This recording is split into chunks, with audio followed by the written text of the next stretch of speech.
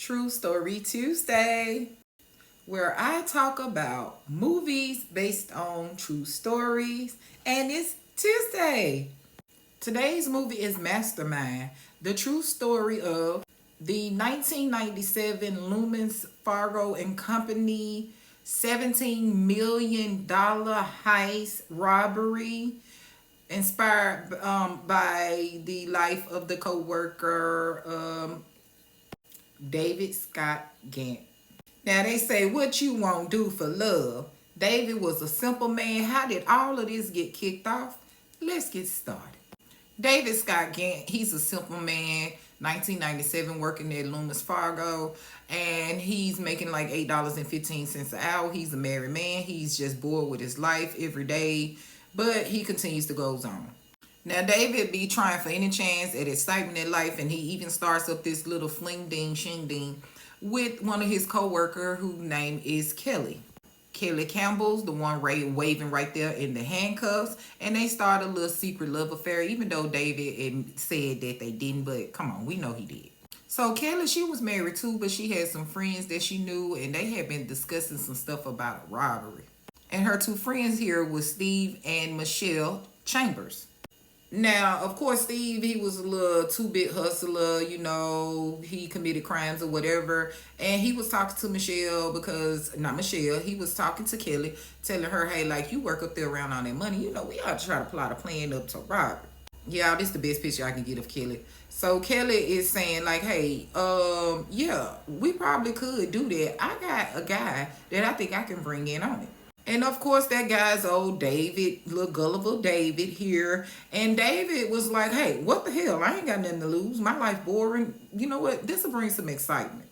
And excitement it did bring, because on October the 4th, 1997, David, Stephen, Michelle, Kelly, and 4 other unnamed conspirators were involved in the robbery of the North Carolina, I forgot to say that, in North Carolina,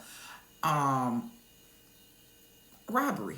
So this was their plan concocted, okay? David was going to be the last one because he was like the manager or something. So David was going to be the last one to come in, and David means to be at the job. He was going to stay there, let them in, open the door, they get the money, and they had a plan. So David was going to go off to Mexico, and, Kelly, she was going to be wiring him money, and David was going to take like $50,000 with him, and she was gonna be wiring him money back. But y'all know, didn't none of that shit go down like that. So it started off as planned. Of course, David's in there. He waited till everybody left, and he opened the door. You know what I'm saying? At first, he went around and he disconnected the cameras to let the cameras into the building, and it was 3, but David thought it was only 2, and that's how David got caught, y'all. Wide open right there, stealing. Do you hear me? Do you see David stealing? Wide open. David said he didn't even know nothing about that 3rd camera, and that's why he overlooked it, because he didn't know nothing about it. And so another thing that David and them didn't know is that how heavy money was, and that's why they was using armored trucks, you know what I'm saying? Not just to get you because you think you finna get some. It's because they got to be able to tote all that money. And they had rented a little white van, And so those dummies, they just went on ahead, threw what they could throw up in the van, and left the rest. So once these 4 dummies right here and the other ones, they got away. They took as much money as they could, got it in the van, and got away with it. And it was like over $17 million, y'all. So eventually the police find the van where they had ditched the van, and it was still like $2 million left in the van that was ditched. And the security videotapes, y'all, of David and the crew, David dancing, you see, and it showed exactly who it was. So they knew it was open and shut because they had David right smack on camera. They didn't have the rest of them, but they had David slow ass right there on the camera. Y'all, they said he was doing some little toot dance. Now, right now, you can see he busy trying to load that money in. But they said he was on the camera doing something like little toot dance, and they knew it was open and shut. They just needed to find out where David was.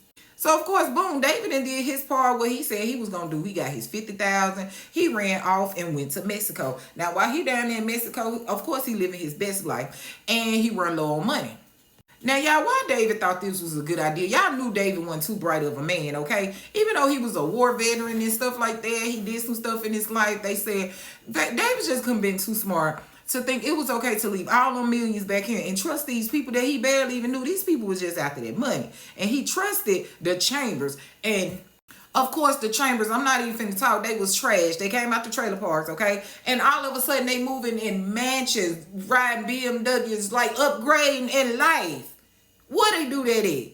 Now, he was the main one right there. Steve talking about we ain't gonna splurge, but as soon as they got that damn money in their hand, they was gone. Now, David was trusting Kelly ass too, because you know they had a little secret affair going on. But Kelly, she was gone in the wind off with her husband. Marriage, they didn't say too much about what she was doing, but they definitely was talking about how them Chambers was cutting the fuck up. So David get, down there in Mexico, he done got low on money. He calling up, Steve and his wife and them like, ring, ring, ring. Can y'all wire me some money? Steve, the Chambers, they done got fed up. Steve and Michelle, they like, you know what? David doing too much. He calling us too much. We gonna have to find somebody to pow, get him up out of here. So y'all, they hired a hitman for David, but the hitman said once he got down there and met David, he couldn't even go through with it. David was just so simple and nice. He down there started being David's friend. But David was steady calling back and forth, even though he had ran off on his wife. He was steady calling back and forth. In some type of way, his phone got tapped. And once David's phone got tapped, that's when they went down there to Mexico, and they went and got David ass from down there and brought him back and indicted him on them charges. Now, after they had got David already from tapping his phone, they had already been watching the Chambers a little bit. They couldn't connect him a lot, but they did connect them.